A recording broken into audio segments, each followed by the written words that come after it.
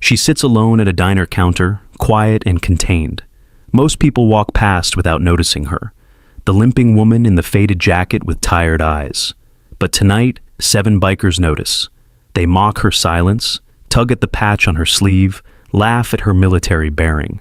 When she finally speaks, it's just one sentence. "You've got 20 minutes before this place gets real crowded." They call her bluff and leave. 20 minutes later, black SUVs surround the diner. 6 men in civilian clothes enter. Their leader scans the room and asks only, "Where is she?" From which city in the world are you watching this video today? If you enjoy stories of quiet strength and unexpected revelations, subscribe for more untold stories that remind us heroes often walk among us, unnoticed. The neon sign outside the Last Stop diner flickered in the gathering dusk, casting alternating shadows across the cracked asphalt parking lot. Located on the forgotten stretch of Highway 16 outside Meridian Falls, the diner existed in a perpetual time capsule of 1970s Americana. Vinyl booths worn thin from decades of shifting weight, countertops stained with countless coffee rings, and wood-paneled walls yellowed from years of cigarette smoke, despite the no smoking sign that had been posted for nearly a decade. Rain pattered against the large windows, distorting the headlights of passing trucks into elongated streaks of yellow. Inside, the fluorescent lights hummed with inconsistent intensity, occasionally dimming, as if taking labored breaths. Merrick Thorne occupied the same corner stool she had claimed every evening for the past 8 months. Her slender frame belied the toned muscles visible beneath her faded navy jacket. She sat with military precision, spine straight, shoulders square, eyes constantly monitoring the entrance. The counter afforded her a clear sightline to both the front door and the kitchen exit. Her right leg remained planted firmly on the floor, while her left extended awkwardly, betraying a pronounced limp she made no effort to conceal. The plate before her contained the same meal she ordered every night: meatloaf, mashed potatoes, and green beans arranged in separate quadrants, nothing touching. She ate methodically, taking measured bites between which she would sketch in a weathered leather-bound notebook. The drawings appeared technical in nature, intricate schematics with precise measurements noted in cramped handwriting along the margins. "More coffee, hun." Juniper Reeves, the diner's longtime waitress and unofficial matriarch, approached with a steaming pot.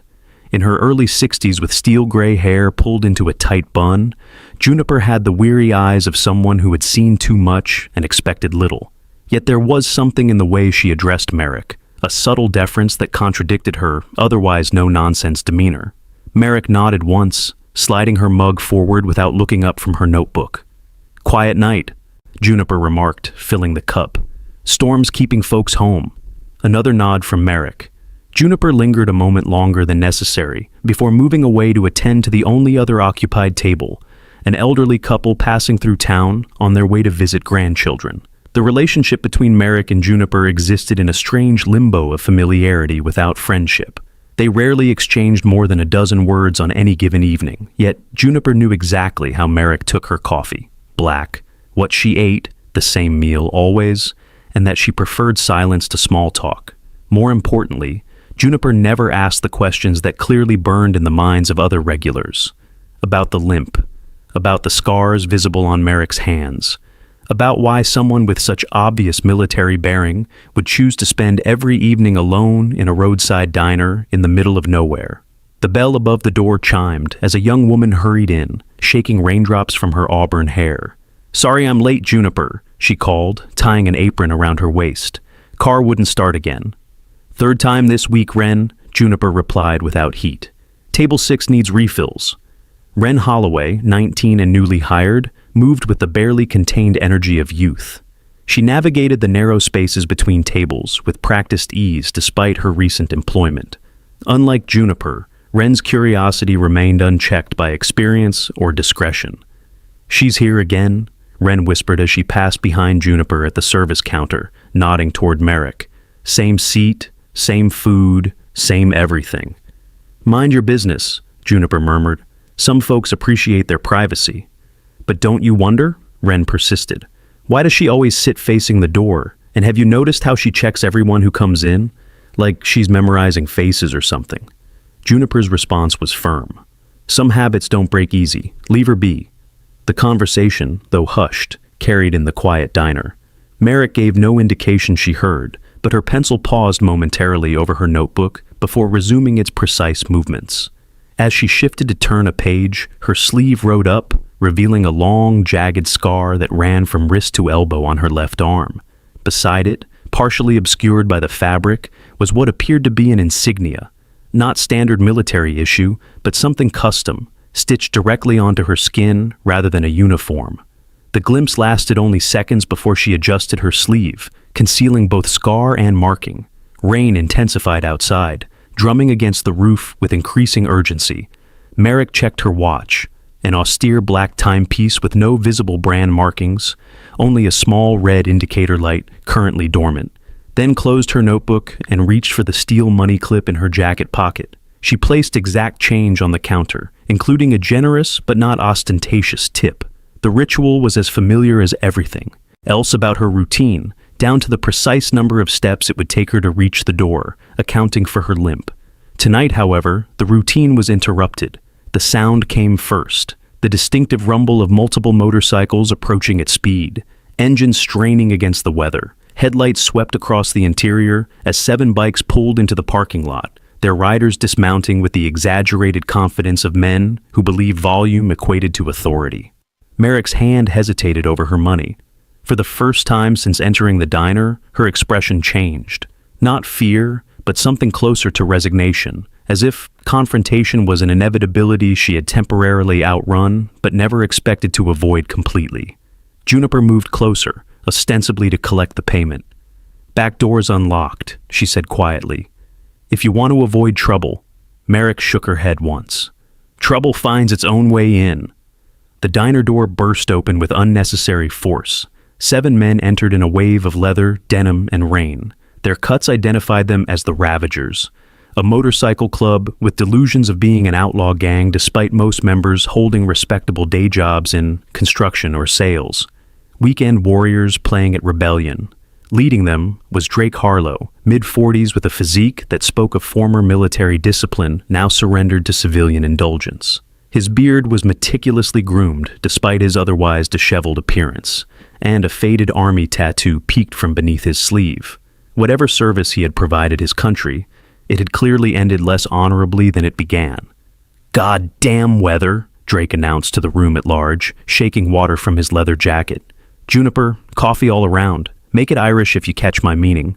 His gaze swept the diner, taking inventory of the limited clientele before landing on Merrick. Something in her posture, the military precision she made no effort to disguise, caught his attention like a burr. "Well, look what we have here," he said, nudging his second-in-command, a man who went by Axel despite the Mercedes key fob visible in his pocket. "Someone's a long way from base." Merrick resumed her meal, each bite as measured as before.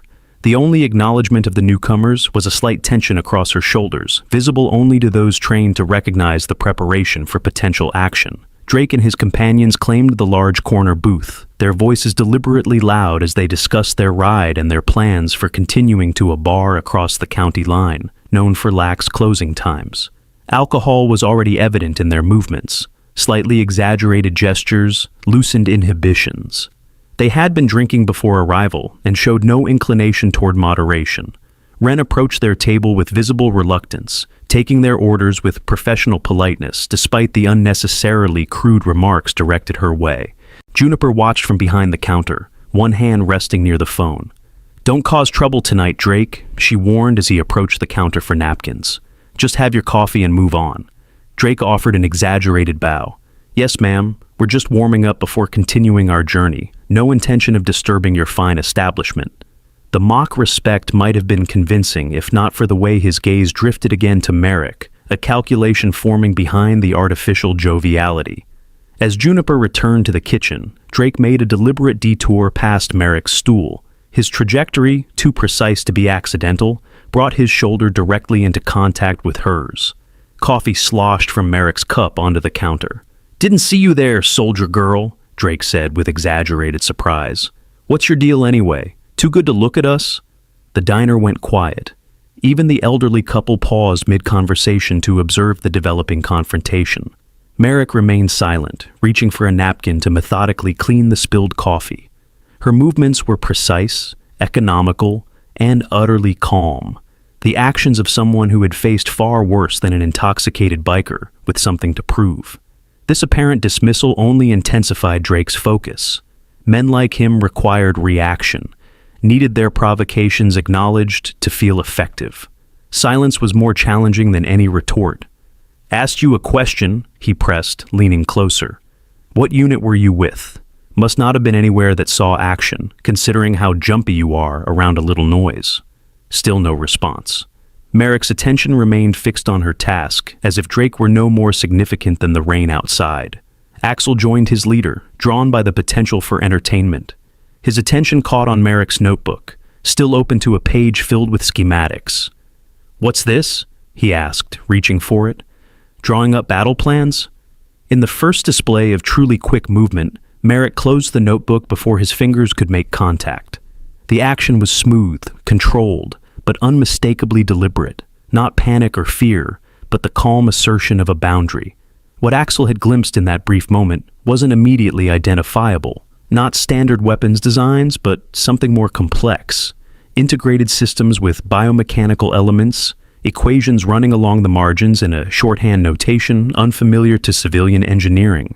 Drake's hand reached for the notebook Merrick had now tucked beside her plate. The movement was telegraphed, almost performative in its aggression. A man used to intimidation rather than true combat. The diner's atmosphere shifted, temperature unchanged, yet suddenly every surface seemed charged with potential energy. Juniper froze mid-step, a coffee pot suspended between counter and service station. Wren backed against the wall, instinctively removing herself from whatever was about to unfold. As Drake's fingers brushed the leather cover, the camera would have captured the almost imperceptible change in Merrick's expression. Not anger or fear, but a cold calculation taking hold. Simultaneously, a small light on her watch pulsed once, a silent acknowledgement of crossed thresholds.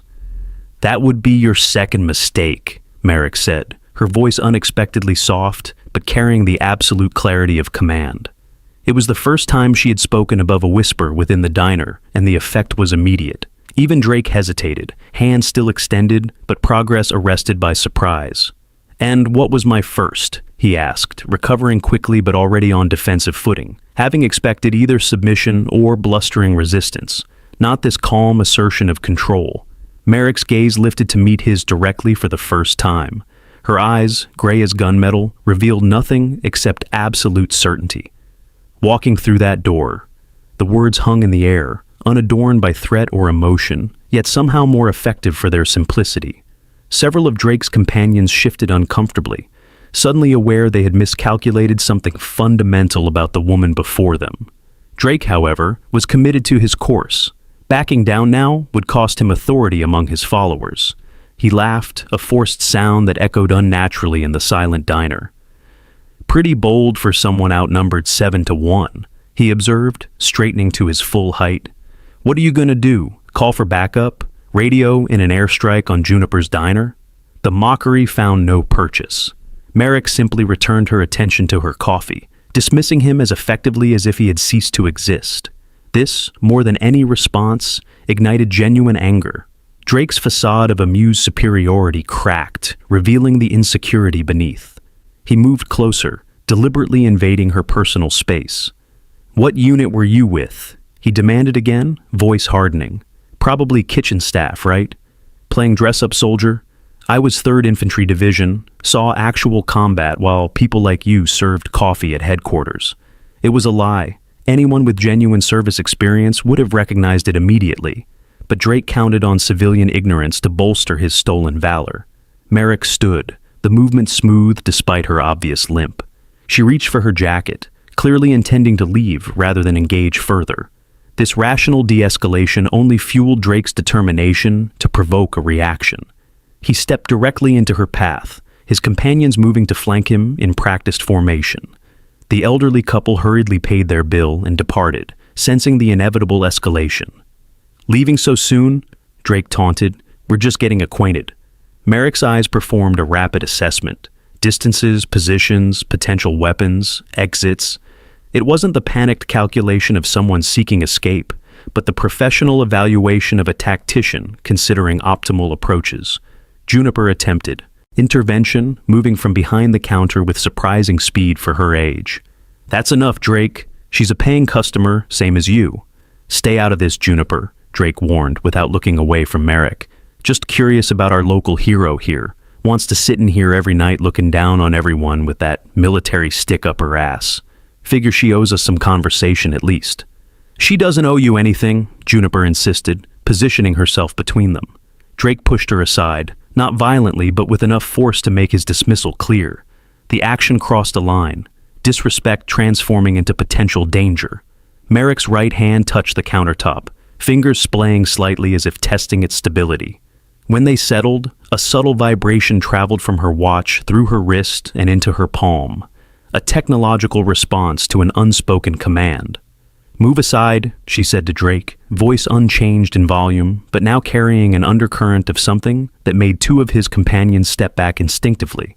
"Or what?" Drake challenged, emboldened by alcohol and an audience. His gaze dropped to her left arm, where her sleeve had again shifted to partially reveal the unusual insignia. With surprising quickness, he grabbed her wrist, turning it to expose the marking. "Let's see what kind of hero you really are," he said, tugging the fabric. "What's this supposed to be? Some special forces patch you bought online?" The insignia tore partially as the fabric gave way.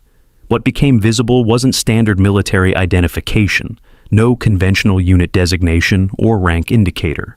Instead, it appeared to be a custom design, incorporating elements of advanced technology with ancient symbolism. A quantum circuit pattern surrounding what resembled a phoenix, all rendered in black and silver, directly onto her skin, through some method more permanent than tattoo, but more flexible than scarification. The room went suddenly, completely silent. Even the rain seemed to pause. Juniper, still recovering her balance from being pushed aside, whispered urgently, "Stop! You don't know who she is." Drake laughed, though the sound contained less confidence than before. "And who exactly is she?" Merrick finally looked up, her expression unchanged but somehow more focused, like a lens adjusting to bring a target into perfect clarity. "You've got about 20 minutes before this place gets real crowded," she said quietly. The smallest member of Drake's group, a wiry man called Lark, who had remained largely silent throughout the confrontation, suddenly paled. Unlike the others, something about Merrick's statement registered as significant, a recognition that escaped his companions. "Drake," he said, voice uncertain. "Maybe we should go." "Go?" Drake echoed incredulously.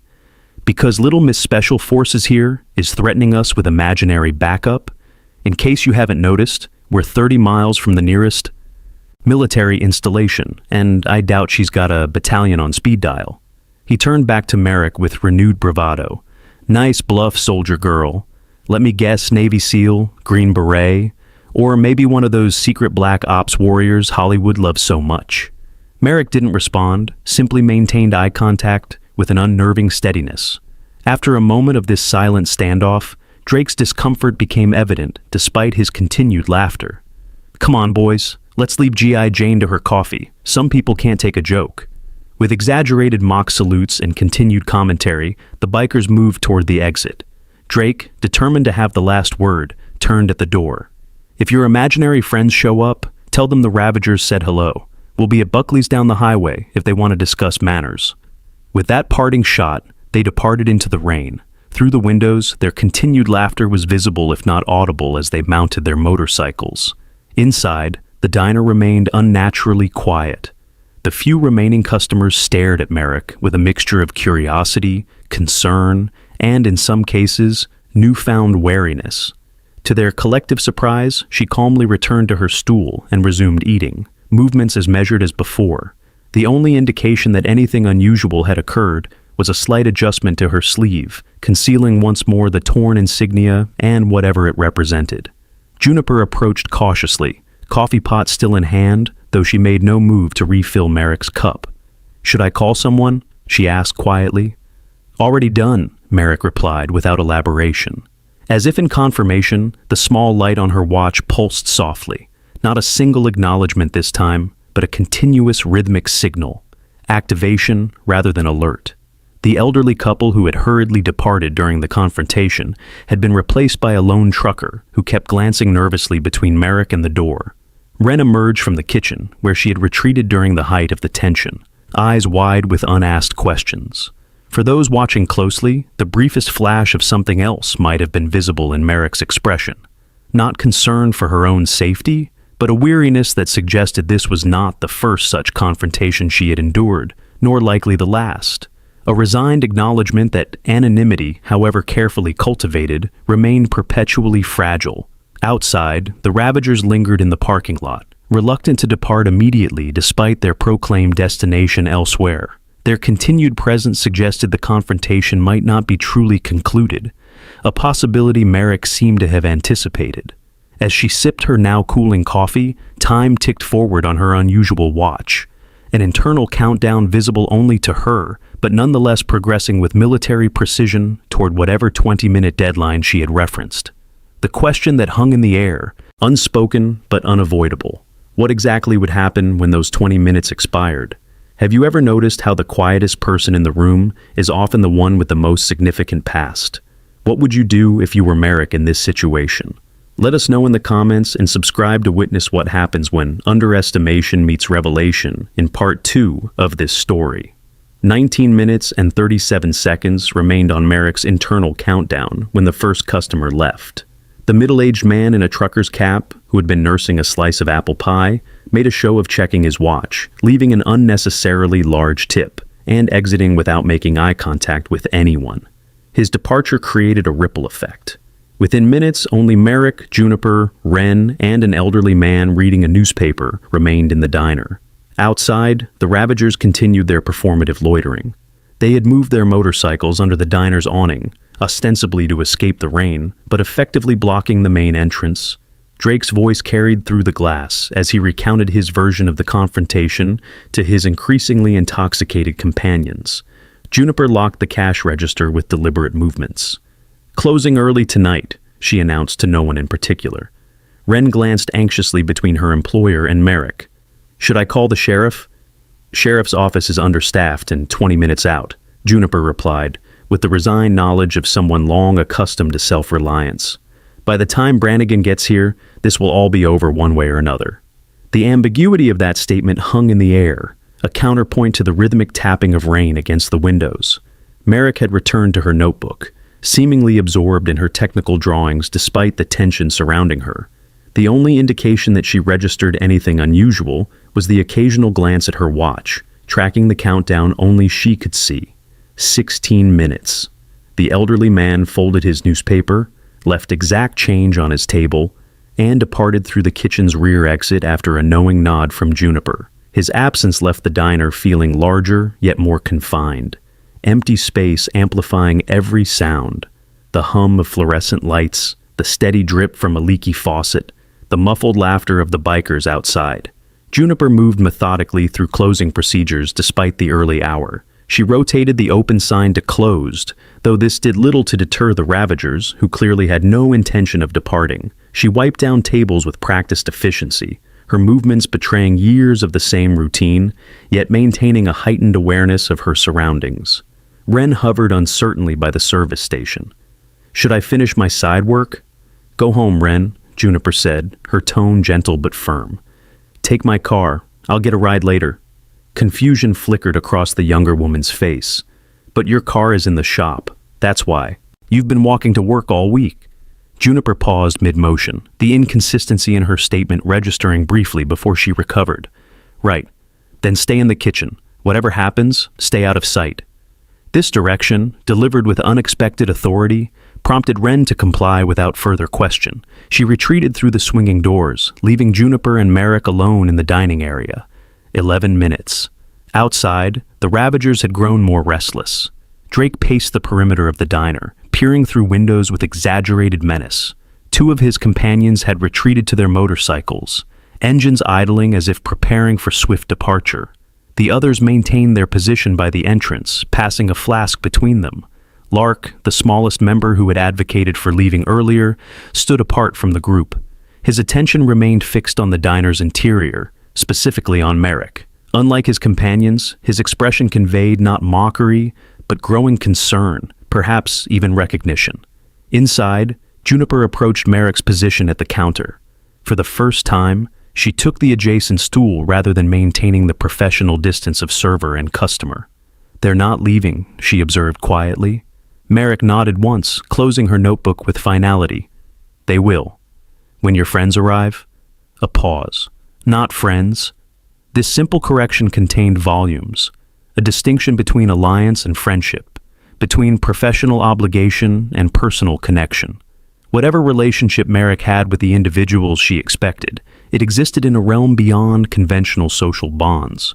Juniper's weathered hand moved across the counter, not quite touching Merrick's, but close enough to suggest solidarity. "Been a while since we had excitement around here, not since that business with the federal marshals last year." The reference seemed deliberately casual, yet laden with significance, as if testing boundaries of shared knowledge. Merrick's response was equally measured. "Wasn't here then." "No, but similar types were." Juniper's gaze remained fixed on the bikers outside. "Government types have a certain look about them, even when they try not to." The observation hung between them, neither confirmation nor denial, requested or offered. 8 minutes. Drake's patience had evidently expired. He approached the front door, trying the handle despite the close sign. Finding it locked, he pounded on the glass with unnecessary force. "Hey, Juniper! Since when do you close before midnight?" His voice, though muffled by the door, carried clearly into the diner. "Got some unfinished business with your customer here." Juniper made no move to respond, maintaining her position beside Merrick at the counter. Drake's expression darkened. He gestured to Axel, who retrieved something from his motorcycle saddlebag, a tire iron that gleamed dully in the parking lot lights.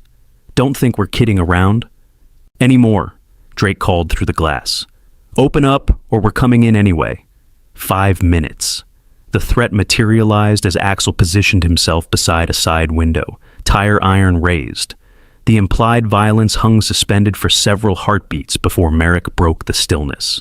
She stood, movements fluid despite her limp, and walked deliberately toward the door. Juniper made no move to stop her, though her expression conveyed complex layers of concern and resignation.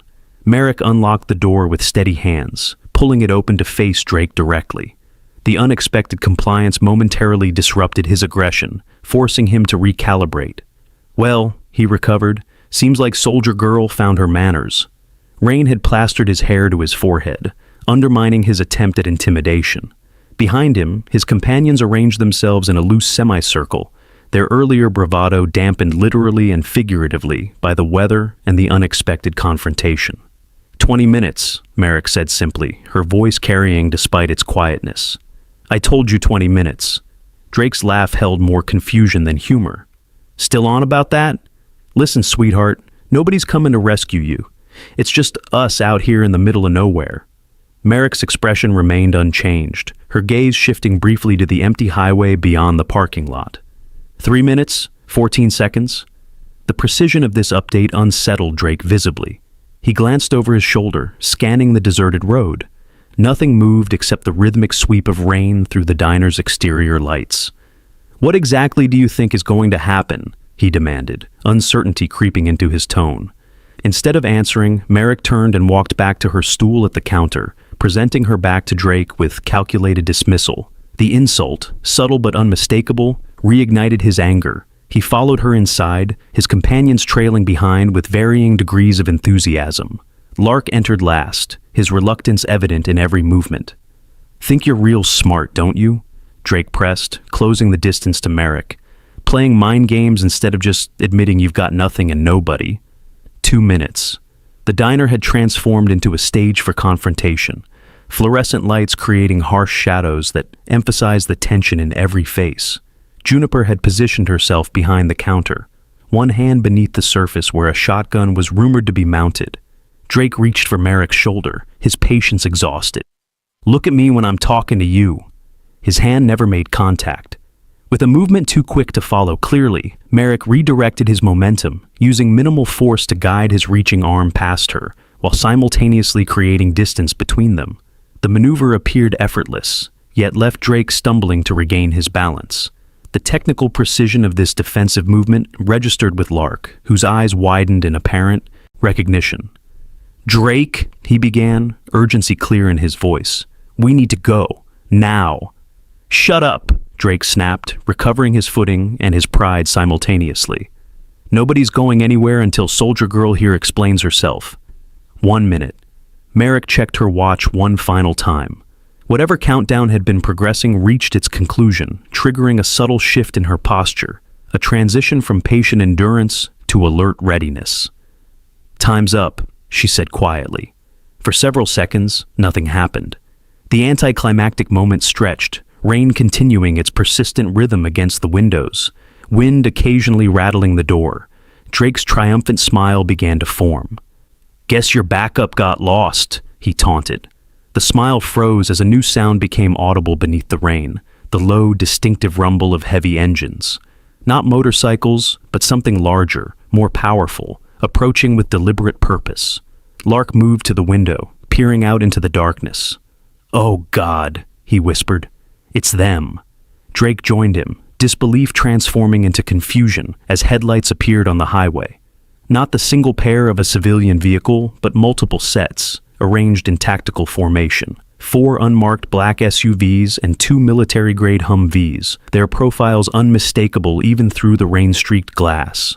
The convoy approached without urgency, maintaining precise spacing as it turned into the diner parking lot. The vehicles deployed with choreographed efficiency, forming a perimeter around the building and the Ravager's motorcycles. "What the hell?" Axel breathed, the tire iron now hanging forgotten at his side. From the vehicles emerged figures in civilian clothes. No uniforms, no identifying insignia, nothing to officially connect them to any government agency or military branch. Yet their bearing, their movement patterns, the way they automatically established security positions around the perimeter, all betrayed extensive tactical training. Drake's companions began retreating toward the kitchen, instinct driving them away from the windows and the exposed position they now occupied. Only Drake remained frozen in place, watching as 6 individuals detached from the larger group and approached the diner entrance. Leading them was a man in his early 50s, weathered face bearing a distinctive scar that ran from temple to jaw on the right side. His posture spoke of command experience, shoulders squared and steps measured. Despite the civilian attire, dark jacket, tactical pants, boots that prioritized function over fashion, everything about him screamed military authority. "Who are they?" Drake asked, his voice barely audible. Merrick, who had remained seated throughout this development, finally stood. "Exactly who I said would be here." The front door opened without a knock. The 6 operators entered in formation, automatically positioning themselves to control the space. No weapons were visibly drawn, yet their capacity for violence remained implicit in every calculated movement. The leader, Commander Vance, though no introductions had been made, scanned the interior with clinical efficiency. His gaze passed over the Ravagers without interest, assessing and dismissing them as inconsequential before continuing his search. When he spoke, it was a single sentence delivered with quiet authority. "Where is she?" The room seemed to part physically, attention shifting to Merrick, who stood calmly amid the tension. She offered a single nod of acknowledgement. The response was immediate and profound. All 6 operators, including their leader, snapped to attention. The salute they rendered was not the casual gesture of civilians approximating military courtesy, but the precise movement of active personnel, acknowledging superior rank. Drake stumbled backward, colliding with a table. Who are you?" he asked, the question directed at Merrick, though his eyes remained fixed on the operators. Merrick did not respond. Her silence carried more weight than any explanation could have provided. Commander Vance answered instead, his voice carrying the absolute clarity of someone accustomed to being obeyed. "Her name is Commander Thorne. You don't touch her." The revelation rippled through the diner. Even Juniper, who had maintained remarkable composure throughout the escalation, appeared surprised by the formality of the address. Whatever she had known or suspected about her regular customer, this confirmation of active command status clearly exceeded her expectations. Lark, the smallest biker who had shown recognition earlier, stepped forward with visible trepidation. His voice trembled, but held a clarity the others lacked. "Phantom 6, he said, the designation clearly significant. "You're Phantom 6, Baghdad, Kandahar. You saved my brother's unit when the extraction went sideways." The statement hung in the air, neither confirmed nor denied by Merrick or the operators. Yet its impact was undeniable, a piece falling into place within a larger puzzle still mostly obscured. For a moment, the diner existed in two temporal planes simultaneously. The present, rain-soaked bikers facing military operators in a roadside establishment, overlaid with fragmented glimpses of another reality. Merrick in combat fatigues, the same watch on her wrist, surrounded by elite personnel in a desert environment. The image flickered like interference on an analog television, there and gone too quickly to fully process. Commander Vance moved toward Merrick with deliberate steps, maintaining professional distance while clearly conveying urgency. "Ma'am," he said, voice lowered, though still audible in the silent diner. "Zodiac protocol has been activated. They found the facility." Something shifted in Merrick's expression. Not alarm, but the rapid calculation of someone assessing multiple variables simultaneously. She nodded once, her response containing layers of information beyond the simple acknowledgement. The transformation that followed was subtle yet profound. Nothing about Merrick's physical appearance changed. Same clothes, same posture, same limp. Yet something fundamental altered in her presence. The civilian veneer, already thin, dissolved completely to reveal the commander beneath. Authority emanated from her not as performance, but as essential nature, a quality so intrinsic it could be temporarily concealed, but never eliminated. The operators formed a protective formation around her, not touching, but creating a human perimeter that emphasized her central importance to whatever operation had just activated. Their movements were fluid, practiced, indicating long familiarity with both the protocol and Merrick's specific security requirements. Vance issued brief instructions to his team, the economy of his language suggesting extensive shared knowledge. Secure transport, clearance alpha, route 3 unless compromised. The coding meant nothing to the civilian observers, but clearly conveyed comprehensive information to the operators who acknowledged with minimal gestures before beginning to escort Merrick toward the exit. Drake, still reeling from the reversal of power dynamics, stumbled forward to intercept their path. Whether driven by lingering defiance or desperate need to reclaim some control, he positioned himself between Merrick and the door. "Look, I didn't know," he began, a plea for retroactive understanding. Merrick paused, studying him with clinical detachment. Not anger, not triumph, but the dispassionate evaluation of someone assessing a potential threat variable. For several heartbeats, she maintained this examination before delivering her verdict. "Next time, pick a different target." The words contained no explicit threat, yet Drake paled as if she had detailed specific consequences. He stumbled backward, clearing their path without further prompting. As the group proceeded toward the exit, Merrick paused beside Juniper. The exchange that followed was brief but laden with significance. Juniper slipped something into Merrick's hand, a small device concealed within a napkin, the transfer executed with practiced discretion. Merrick leaned closer, her voice pitched for Juniper alone, though fragments reached beyond their intended recipient. "Contingency Alpha, 72 hours. Juniper's nod conveyed complete understanding, suggesting a relationship far more complex than customer and server. Whatever connection existed between these women extended beyond the confines of the diner and into the classified world Merrick inhabited. The operators maintained their formation as they escorted Merrick outside, efficiency uncompromised by the rain that continued to fall. The convoy had maintained its perimeter, engines idling with quiet power that contrasted sharply with the ostentatious rumble of the Ravagers' motorcycles. Through the windows, the Ravagers watched as Merrick was guided to the central vehicle, not with the handling reserved for someone in custody, but with the deference accorded to command personnel. The door was held, the perimeter maintained, protocols followed with religious precision. As the convoy prepared to depart, several operators remained outside, positioned between the vehicles and the diner entrance. Their message was implicit but unmistakable. No one would interfere with their departure. Inside, the diner existed in suspended animation. No one moved, no one spoke, the collective breath seemingly held until the sound of engines faded into the distance. Drake collapsed into the nearest booth, the bravado that had defined him completely evaporated. "What just happened?" he asked no one in particular, voice hollow with shock. It was Lark who broke the silence, advancing on Drake with newfound confidence. "Do you have any idea what you just did? That woman led the mission that saved the entire 5th Division when they were pinned down outside Fallujah. My brother said she extracted 16 wounded through active insurgent territory with just her team when air support was grounded.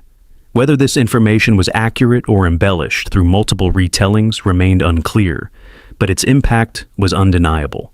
The other bikers distanced themselves physically from Drake, as if his recklessness might prove contagious. Juniper addressed the remaining customers, her voice carrying unexpected authority. "What you saw tonight never happened. You were never here. She was never here." The instruction might have seemed absurd in normal circumstances, yet no one questioned it.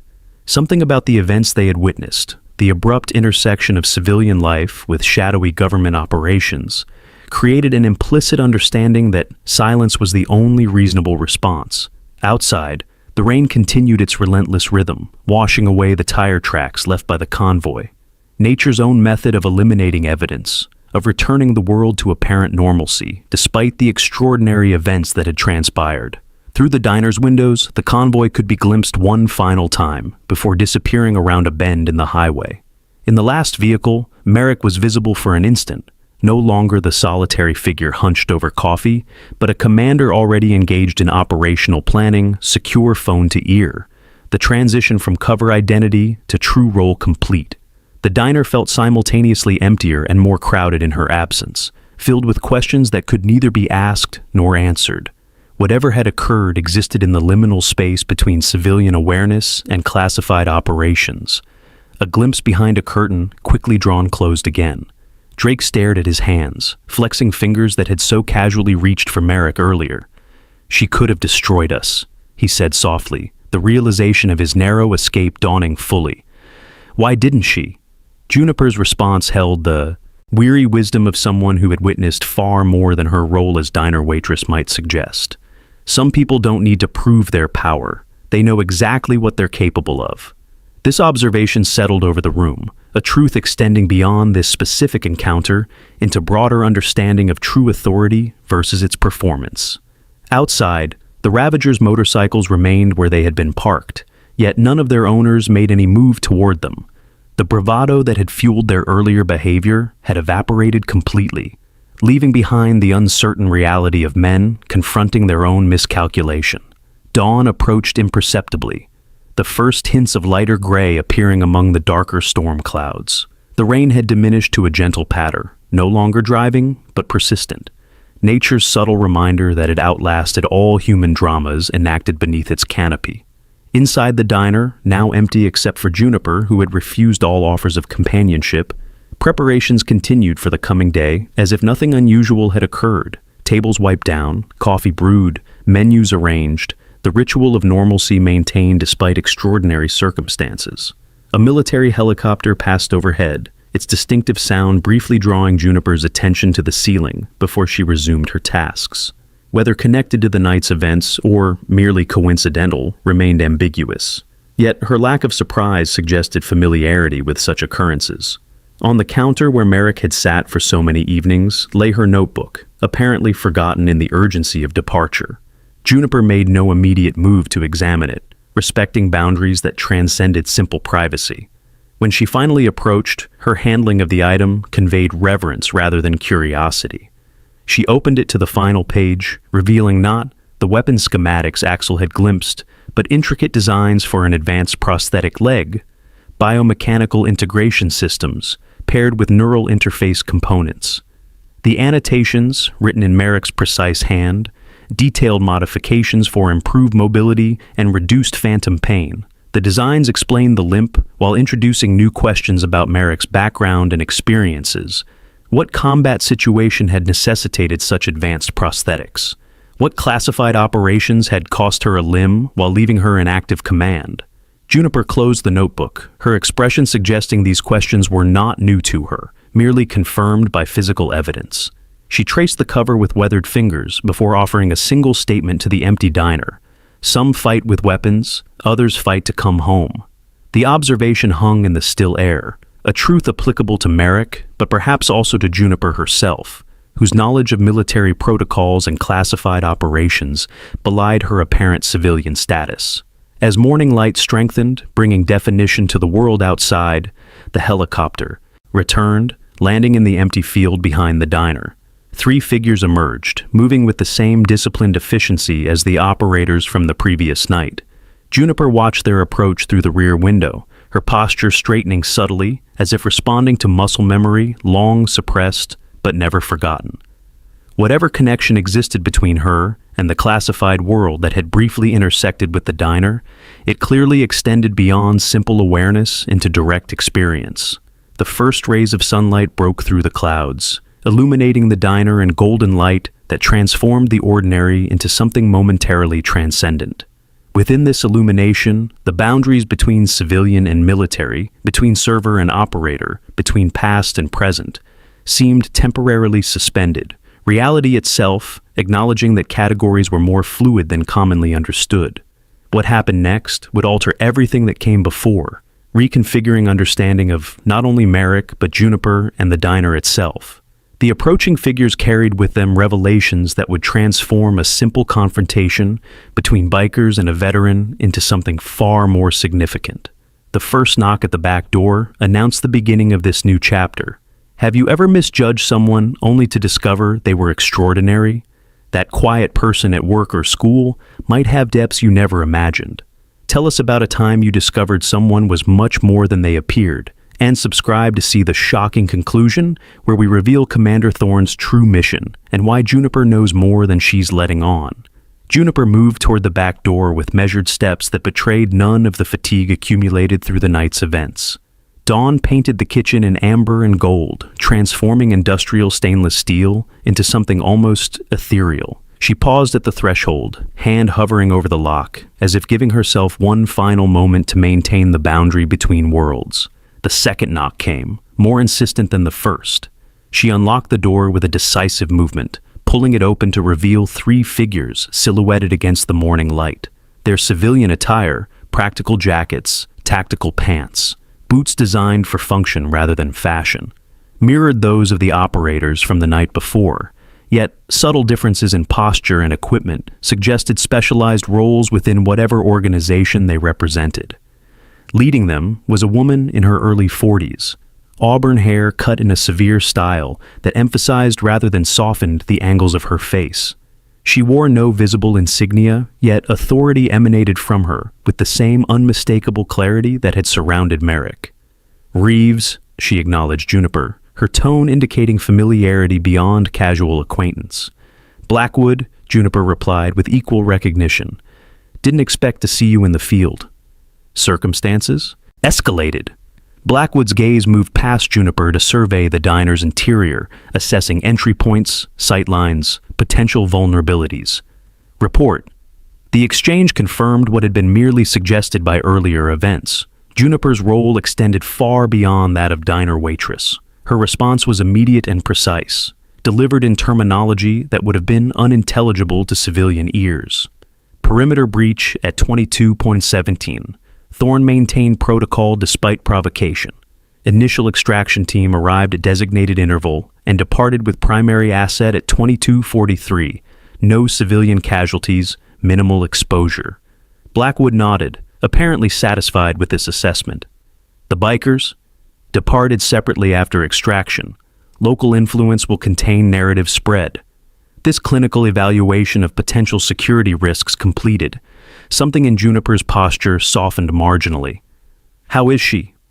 Operational, Blackwood replied, the single word conveying volumes about Merrick's status. Functional, but perhaps not optimal. Facility compromise necessitated reactivation sooner than medical recommended. Juniper absorbed this information with a slight tightening around her eyes, concern masked but not eliminated. Her leg? The prototype remains functional. Stress testing indicates 87% efficiency. The conversation, conducted with military precision in the golden light of dawn, revealed layers of connection and knowledge previously concealed. Whatever operation had brought Merrick to this remote diner clearly involved technological development beyond conventional military applications, with Juniper herself possessing security clearance sufficient to discuss classified details. Blackwood gestured to her companions, who moved with practiced efficiency into the diner, conducting what appeared to be a systematic security sweep. Their movements were fluid yet thorough, checking areas that would have seemed inconsequential to casual observation, but clearly held tactical significance. "We'll need access to her workspace," Blackwood stated, rather than requested. Juniper nodded once, retrieving a key from a hidden compartment beneath the cash register. Not the standard storage location for diner management, but a secured hiding place designed for covert access. The key opened not a door within the diner, but a panel in the floor behind the counter, revealing a ladder descending into darkness. One of Blackwood's companions activated a tactical light, illuminating a passageway that should not have existed beneath a roadside establishment. "How much did she store here?" Blackwood asked, surveying the opening with professional assessment. "Enough," Juniper replied cryptically. "The essential prototypes and research data are secured in compartment C. The rest is peripheral development materials." Blackwood descended first, followed by one companion, while the third remained above, establishing security positioning at the entrance. Juniper hesitated, momentarily before following, casting a final glance around the diner that had served as her cover for longer than most customers realized. Below, the contrast with the diner above could not have been more pronounced. Where the last stop was a study in worn Americana, the facility beneath was sterile modernity, gleaming surfaces, advanced technology, and specialized equipment arranged with military precision. A research facility disguised beneath peeling linoleum and chipped coffee mugs. Blackwood moved through the space with familiarity, navigating to a central workstation where holographic displays activated at her approach. "Quantum encryption still active," she noted with approval. Thorne maintained protocol despite proximity alert. Juniper approached a sealed cabinet recessed into the far wall, placing her palm against a biometric scanner, concealed within what appeared to be a conventional handle. The cabinet released with a hydraulic hiss, revealing specialized equipment packed in impact-resistant cases. "All prototypes accounted for," she confirmed after a brief inventory, including the neural interface components for the Phoenix series. The revelation provided context for the designs glimpsed in Merrick's notebook, not merely advanced prosthetics, but potentially revolutionary integration of human and technological systems.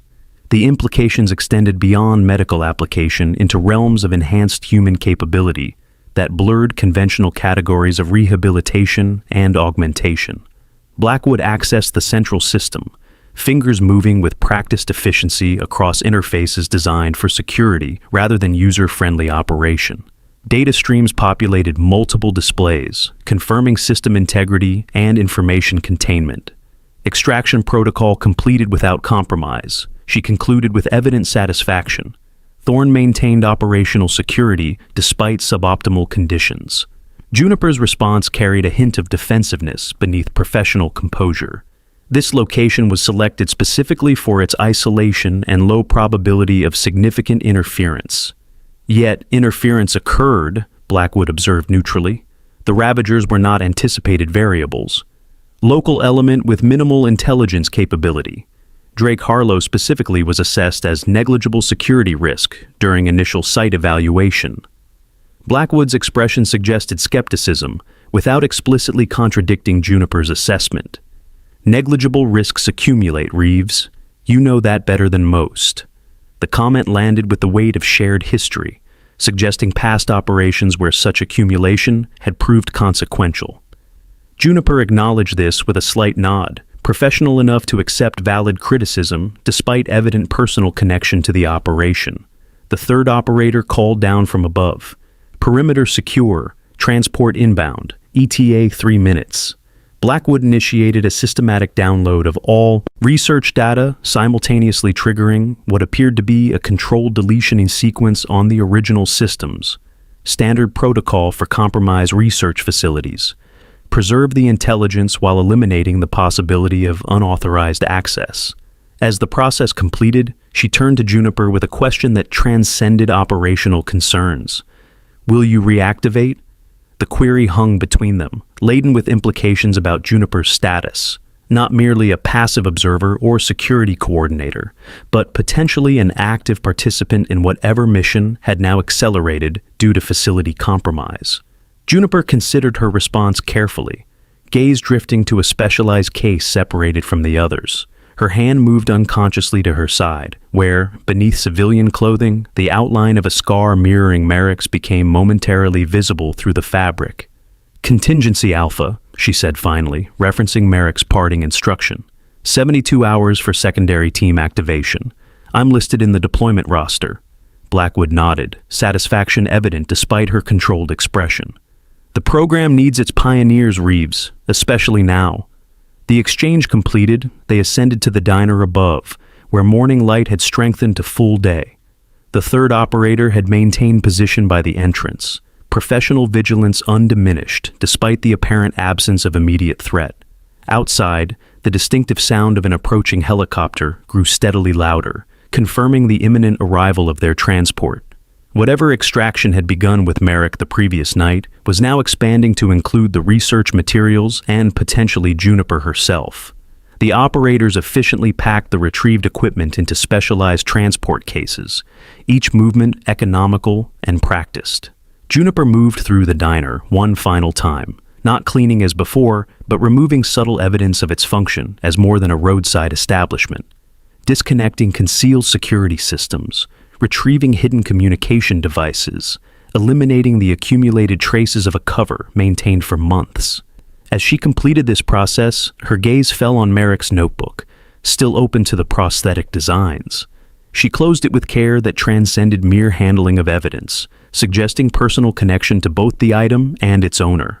The helicopter landed in the field behind the diner, rotors maintaining speed for rapid departure. 2 additional operators deployed, establishing perimeter security with practiced efficiency. Blackwood supervised the loading of equipment while consulting a secure communication device. Command confirmed Zodiac protocol fully activated, all field assets transitioning to operational status.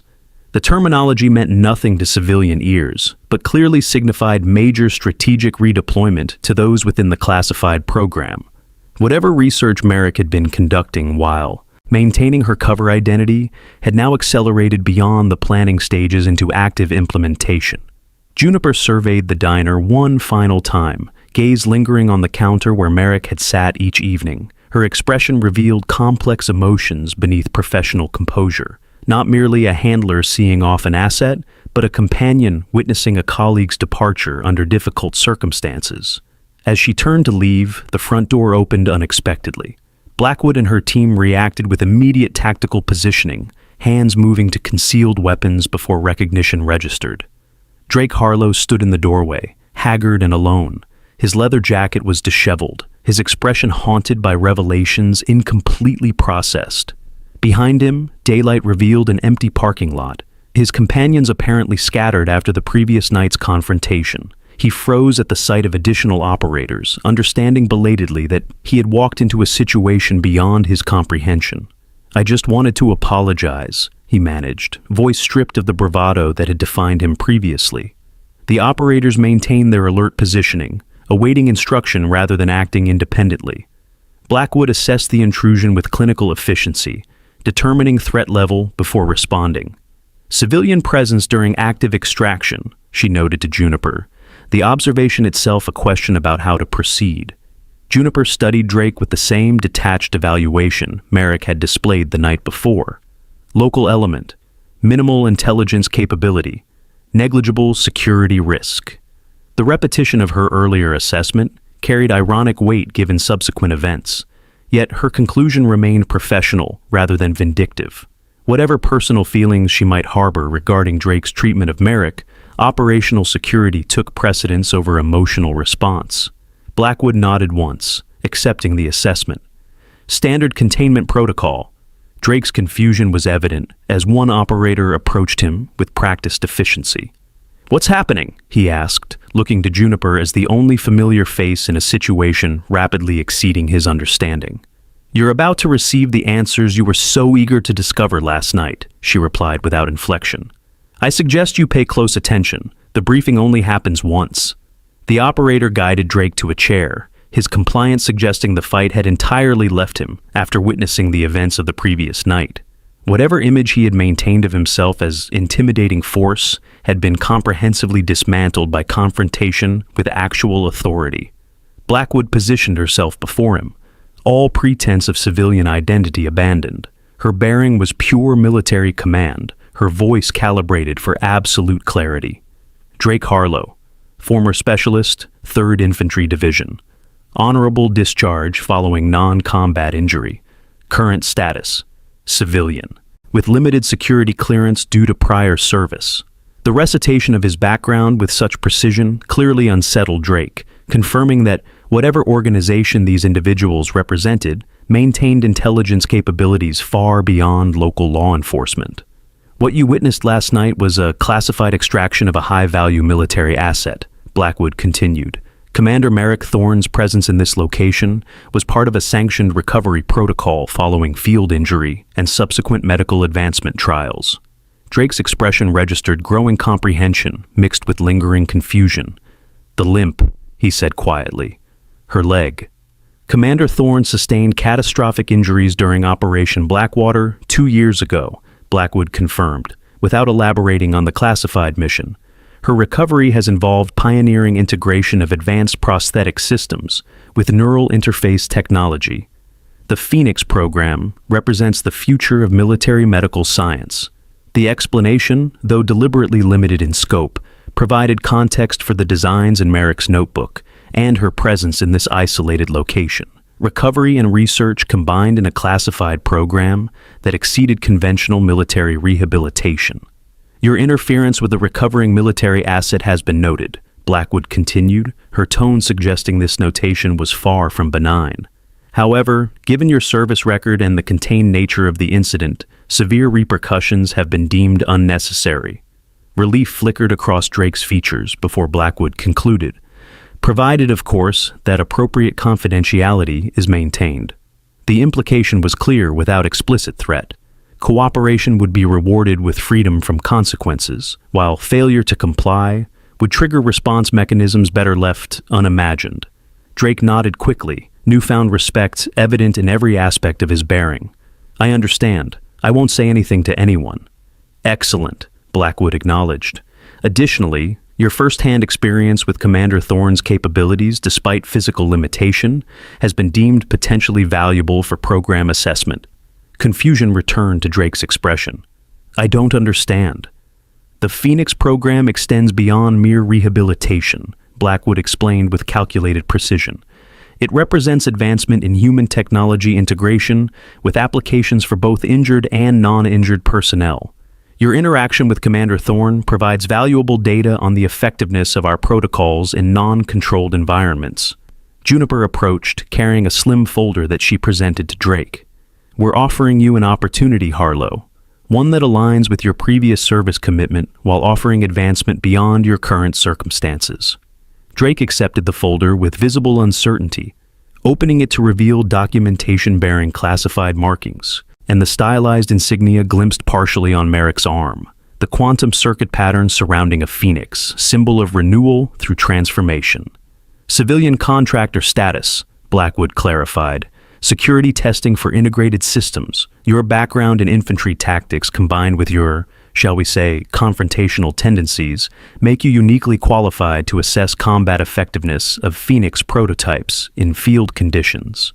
The offer represented rehabilitation of a different kind, not physical recovery, but redemption of purpose, transition from washed-out veteran to participant in cutting-edge military advancement. The symmetry was evident. The man who had mocked Merrick's apparent limitation, now invited to contribute to the program that had enabled her continued service despite catastrophic injury. Drake studied the documentation with growing comprehension. "You're recruiting me? We're offering you the opportunity to serve something larger than yourself," Juniper corrected. Again. The distinction was subtle but significant. Not employment, but purpose. Not job, but mission. The same calling that had once led Drake to military service, now presented in evolved form. Outside, the helicopter maintained readiness, rotors creating a constant reminder of urgency despite the momentary pause for this unexpected recruitment. Blackwood checked her tactical timepiece, clearly balancing operational timeline against potential asset acquisition. "Decision time, Harlow," she stated without pressure, but with clear expectation. "In or out?" Drake looked up from the documentation, gaze moving between Blackwood's professional detachment and Juniper's more complex expression. Whatever journey had brought him to this moment, from military service to civilian dissolution to direct confrontation with Merrick, now presented a fork in his path forward. "In," he said simply, the single syllable carrying commitment that had been absent in his louder proclamations the night before. Blackwood nodded once, accepting his decision with neither celebration nor skepticism. "Report to the coordinates in your packet at 0800 tomorrow. Bring only personal essentials. Everything else will be provided." With recruitment completed, operational momentum resumed immediately. Blackwood gestured to her team, who continued loading equipment with practiced efficiency. Drake was escorted outside with his documentation, one operator remaining with him to provide transport to his residence and ensure security protocols were maintained during transition. Juniper completed her final assessment of the diner, ensuring no evidence remained of its dual function as research outpost and recovery station. Her movements were efficient, yet tinged with something like nostalgia, not for the establishment itself, but for the phase of operation it represented. As she prepared to depart, her attention caught on Merrick's notebook, which she had deliberately left on. "Bow the counter." She returned to it, opening to the final page where the prosthetic designs were detailed in precise technical language. The notebook's last page revealed something overlooked during earlier examination. Beneath the schematics for the advanced leg was a small photograph, carefully secured to the page. It showed a younger Merrick standing beside Juniper, both in military uniforms that predated their current roles. The image captured not merely colleagues, but companions who had traversed dangerous terrain together, bonds forged through shared risk and purpose. Written on the back in Merrick's precise hand, "Phoenix Team, the ones who never existed." Juniper touched the image briefly before closing the notebook and securing it in her tactical pack. Whatever history existed between these women extended beyond professional association into realms of shared sacrifice visible in their identical posture and mirrored scars. Outside, morning had fully established itself across the landscape. The diner, now empty of both customers and secrets, stood as unremarkable as it had appeared before Merrick's arrival months ago. Its purpose complete, it would likely return to its cover function, or be decommissioned entirely, depending on operational assessment. Blackwood completed her final security checks, confirming all equipment and personnel were prepared for departure. "Extraction complete," she reported into a secure communication device, proceeding to waypoint Epsilon with recovered assets and personnel. Juniper emerged from the diner, locking it behind her with the standard key rather than specialized security measures, returning the establishment to apparent normalcy as effectively as closing a book. As she walked toward the waiting helicopter, her movement betrayed the same subtle irregularity observed in Merrick's gait, not identical, but similar enough to suggest comparable injury and recovery. The connection between them extended beyond shared mission into shared experience, both women having traversed the difficult terrain between catastrophic injury and continued service through technological integration. The helicopter lifted off with practiced precision, banking sharply before establishing course toward coordinates known only to those with appropriate clearance. Below, the diner receded into the landscape, one unremarkable building among many along the forgotten highway. Inside the aircraft, Juniper accessed a secure communication panel, entering authorization codes that activated a direct connection to command elements. "Phoenix 2 reporting for reactivation," she stated, formal language establishing her transition from cover identity to operational status. "Requesting immediate briefing on Zodiac parameters and current position of Phoenix 1. The response came not through the communication system, but from a new arrival, Merrick herself, entering from the helicopter's forward compartment. Her movement remained marked by the distinctive gait associated with her prosthetic, yet she navigated the confined space with practiced ease. "Briefing in progress, Phoenix 2, she acknowledged, her tone warm despite the formal designation. "Welcome back to active status." The reunion, though conducted within operational parameters, contained evident personal connection. These were not merely colleagues, but companions who had traversed extraordinary circumstances together. "How's the leg?" Juniper asked, professional inquiry carrying personal concern. Functional, Merrick replied with typical understatement before adding, "The new neural interface is exceeding expectations. Response time is approaching natural parameters." She demonstrated by executing a complex movement sequence within the confined helicopter space, balance shifts and weight transfers that would have been challenging with conventional prosthetics. The advanced system responded with fluidity approaching natural motion, technological integration so seamless it became almost invisible. The research paid off, Juniper observed with evident satisfaction, worth every minute of cover maintenance. "Including coffee service?" Merrick asked, rare humor surfacing briefly. "The things we do for operational security," Juniper responded with matching lightness before both women transitioned seamlessly back to professional focus. Merrick activated the helicopter's secure briefing system, displaying tactical information across specialized screens.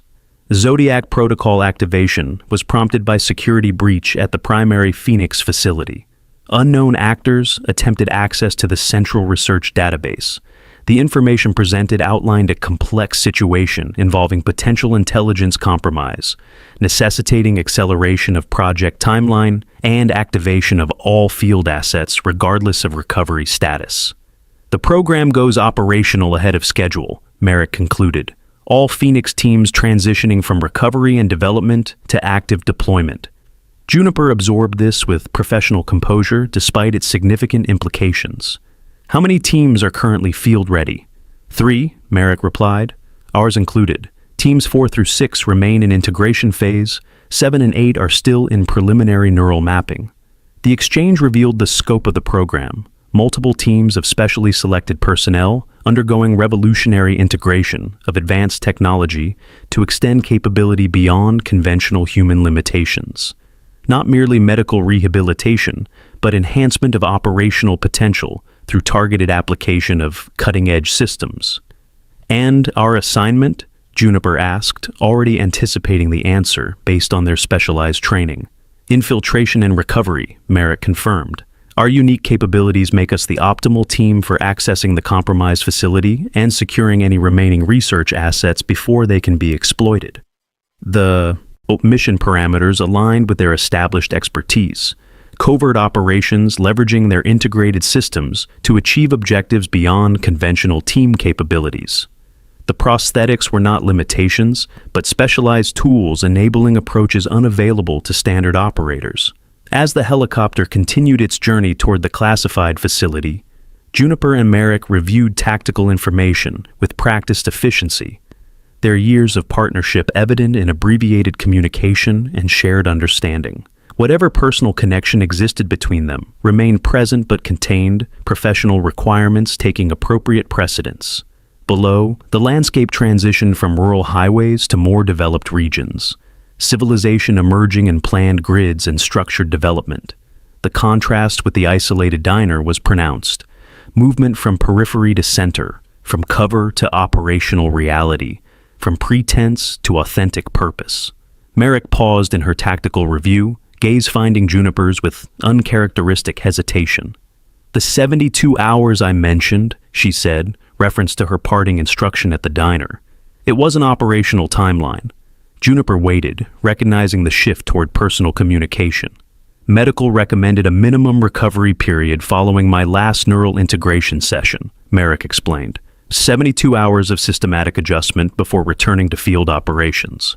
Understanding dawned in Juniper's expression. "You accelerated your own recovery timeline against medical direction."